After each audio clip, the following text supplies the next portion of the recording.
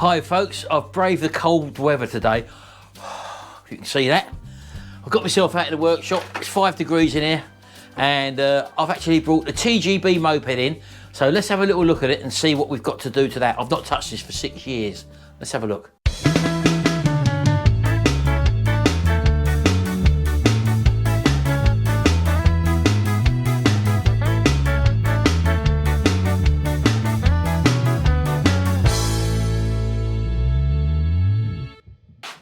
Right, okay, so here it is.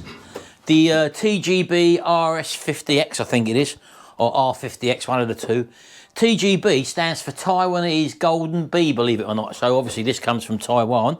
And when I bought it 6 years or so ago, it wasn't a runner. We did strip it down. I started a series of videos on it, and I found out that the crank had separated. So, and it had also had a previous engine repair to the engine mounting lug had been TIG welded back on again. So it was quite an unusual one, this one, but it was all there. It was all in good condition. Now it's obviously been sitting around for 6 years. So let's have a little closer look at it. And I've just dug all the other engine parts out. So we'll have a look at them as well. All right, so it's obviously covered in dust at the moment. All the wheels are going to need repowder coating. I'm not too sure whether I'm going to paint this or not yet, because I don't really think it warrants it. Although it's very, very dirty, it's all original. You can see the oil that's coming off of there. It's covered in oil and dust, basically, but it is all there. Things like the footrest hangers and brackets and stuff like that are all corroded. These will get cleaned up and powder coated again, so things like that I'm going to be doing. But you see, I've got the engine out at the moment. There's the carburetor there in the airbox. And it just wants a good clean, strip down and clean down, so I might have to take this down even further. Oh, right, so we'll just leave that where it is there for a minute. Oh, it's a TGB R50X, there we go. Right, so coming through here, I've actually dug out all the engine bits and things I've stripped down from the last video. And if I actually show you this, this is the crankcase, which has obviously been split in half, but that, somewhere down in its life, it has been, this lug had sort of broken off. And as you can see, it's been welded along there, TIG welded, I would imagine. There you go, you can see the inside of it there, look. That was something which had been done to it. We didn't get no further. I did end up buying some new parts for it. Let's just show you the old parts first of all. I've got, again, loads of stuff here. I don't know what's what here, because as everything, if you strip something down, and lucky enough I did put it all in its segments. But there's the old reed valve, there's the old block there. There wasn't a lot wrong with the block, but I don't know whether I bought a big bore kit for this or not. I had to get, by the looks of it, a new ignition on it. I don't know why, but I'll have a look in a minute. This is the cylinder, which again I haven't touched for a long time. Did it say the size of the cylinder there? I'm not sure. But again, this is all brand new, piston and cylinder there, as you can see. It just wants a little bit of a clean up. It's just got a little bit of surface rust. It has been stored in here, so the bore's absolutely perfect in there. I could measure that bore compared to the old one. I might do that a bit later on. So I've got a new bore for it there. I've got a brand new crank for it, as you can see, TGB crank kit. I've actually sealed that back up again for some reason. But that's that, so that's a new crank and also new ignition. Did I buy a new ignition for some reason? Must have done.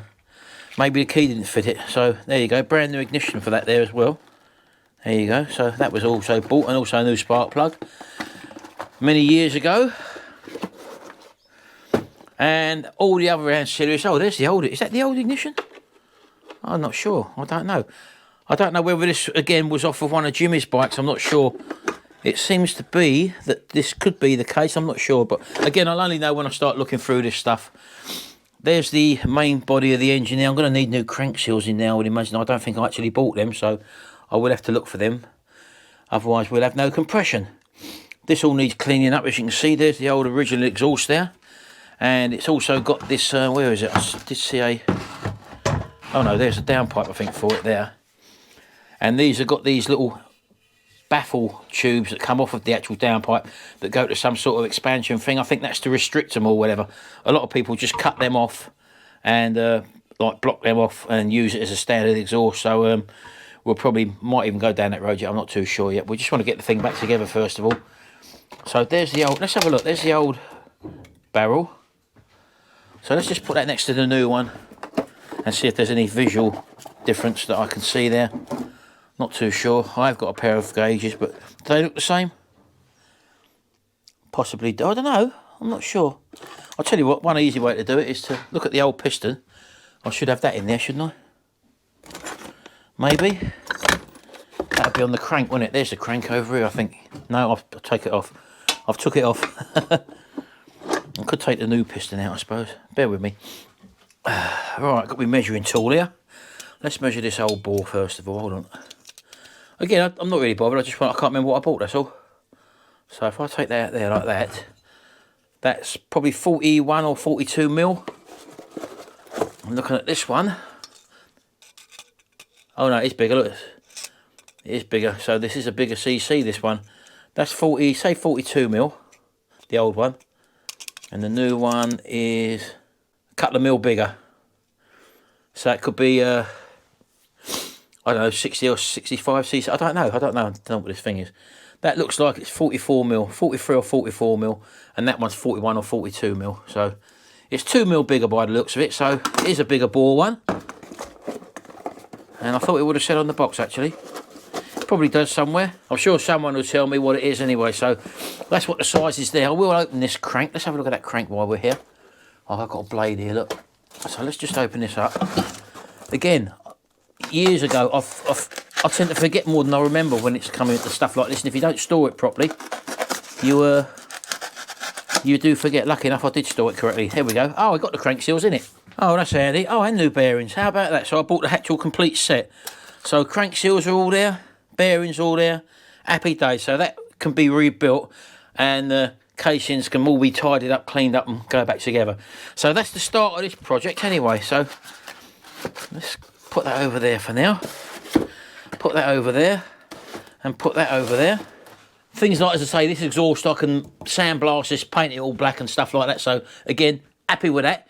So there's no reason why I haven't got enough work to do here to get this thing back together. So I can start work on this in its own dedicated video. This is more of a sort of a Sunday afternoon, sort of showing you what I'm up to and what I've actually been doing. I've got some other things to do here. I'll show you what I've got to do to the sandblasting cabinet. Right, well, I've been looking to improve this for ages, and all I've got stuck inside the sandblaster, if I can just show you, is all I've been doing is sticking this hose into the grit inside, and this keeps popping up. This is all gone hard now, this hose, and it's a right nuisance. So there is an attachment that you can do, or an adaptation rather, where you come out of the bottom of the sandblasting cabinet with this thing. I had to bought this. This is a metering valve. You can make them, but I just bought one. That fixes to the little door underneath. So you get this new hose here, which comes outside the cabinet and then pokes in here again, or anywhere just above the media line, and you're never going to be short of media, because this metering valve here, you open and close this little, well, it's not a valve, it's a big blinking galvanised screw, but you crack that, and that allows constant airflow of media, so you don't have a problem with having a constant supply of media basically into the unit. So that's the idea of that. But I've got to make up this bit now, so let's go out here. And what I was waiting for, hope they've sent the right bits this time, is I needed a nipple. Oh, it's the wrong size again, and it's this is the second lot I've got, look. That's inch. They told me that was 1 1/4. It's not 1 1/4, it's inch. Oh, God. You need this space, you see. You need a bit of a coupler, because if you just try and bolt that directly up to the actual base of the unit, you can't, this screws in the way, you see. So that's why you need the coupler there. 1 1/4 mal to 1 1/4 inch mal, BSP. Right, okay, that's what I've got to do. So I can't even show you that now. Unbelievable. Well, never mind. Anyway, this is the engine for the, which is another thing I'm going to be working on, the trotter van, as you know. And I've got the new stand now, which is sitting over here. This is the engine stand. But unfortunately, for me to bolt this onto the engine, I've got to get some longer bolts. I haven't got bolts long enough to do that, so I can't do that at the moment. So I'm going to have to measure some bolts here. On the back of here, you see, I've got, these are the main bolts that are on the back there, so, but they've got to go through here, you see, the supports.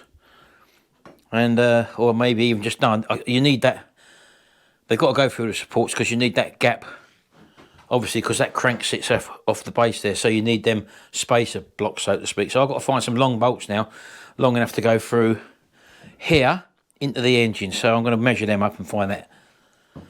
Oh well, that's what I'm saying. Little things like this. You try to start a job. It's a Sunday afternoon as well, and nothing sort of goes to plan, so to speak.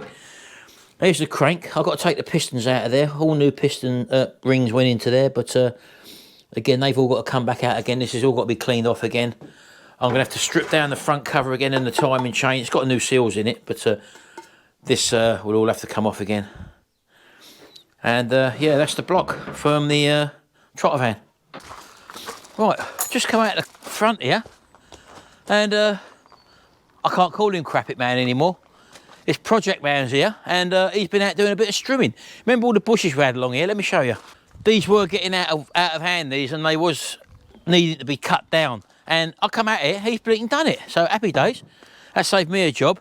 We're going to push all this down to one end. I've got all these slabs to go around the back of the garden still, and we can clear this drive area, which is what we're obviously going to intend to do. So yeah, happy days. That's it. Lock this in. Lockdown. Anyway, I don't know if you've seen his channel. Obviously you have, because I think all you lot, mostly my subscribers on his channel, that he started work on the TZR now. So that's up and coming. I won't be showing you any of that stuff. That's his bike to do. But I'm now going to be on the TGB 50 moped. I've got obviously a lot of work to do on that, and I want to get that engine on the Reliant Regal on the stand, as you know, because I want to start stripping that down. So I'll have a couple of things going at once. Plus I've got a few little jobs to do on my car, obviously. This mirror now, when you fold out, it doesn't come up fully out. It comes out only to about where it is, sort of thing. And you can hear it inside. I think it's the gears. I think they're only plastic gears in there. So he apparently has got another one, and I'm going to be nicking that off him. So that's that. And I've also got Sharon's headlining to do in her car. I don't know whether you can see that from here, can you? No, you probably can't.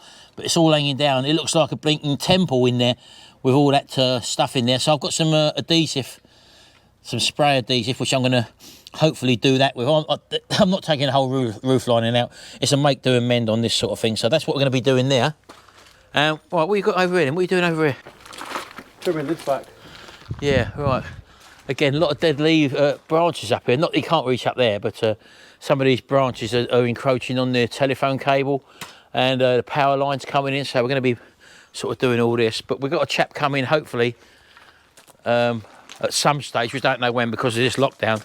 And he will actually take all this away. He'll charge us for it, but it's cheaper than getting a skip, so to speak, you know. And lucky enough, it's not too cold out here today. So what you want to do? Go on in. What are you going to do? Just cutting some of these off. Handy tool, this little lobbing tool. Look. I should have put the blade off. Hey, he left the blade locks on.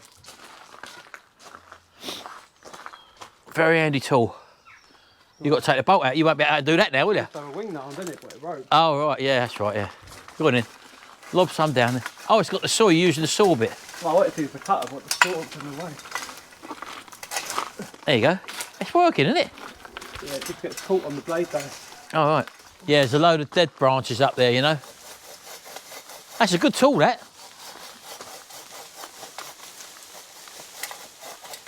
Use the old saw first, and then you can lob it off. Should have goggles on, really, I've told him. Yeah. I think I'll leave him to that, because this is a little thing I want to get going back together. The old trotter van there, as you can see there. It's now hopefully going to get finished this year. Well, I don't think there's much more I can really do out here today. I'm just going to help with doing all this lot here, clearing out the front here now. In fact, it's quite mild today, so this is the best time, or the best day that we've had for a long, long time. So, yeah, stick with us. Hope you're looking forward to seeing a few more videos coming out very, very shortly on here. Also on Butler's Empire. And I'm going to try and get some more retro hacks videos going as well.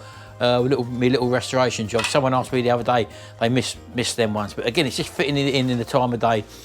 Although we've got lots of time on our hands, so to speak, but it's just that when you've got 3 channels to run, it can get quite time consuming. Anyway, don't forget, hit the old subscribe button there, ring the little notification bell, set your preferences to all, that way you'll get notified every time I upload a video. Check out my Butler's Empire videos, also my retro hacks videos. If you do like them, give us a sub and give us a thumbs up as well, and we'll see you in the next video. And until then, bye for now.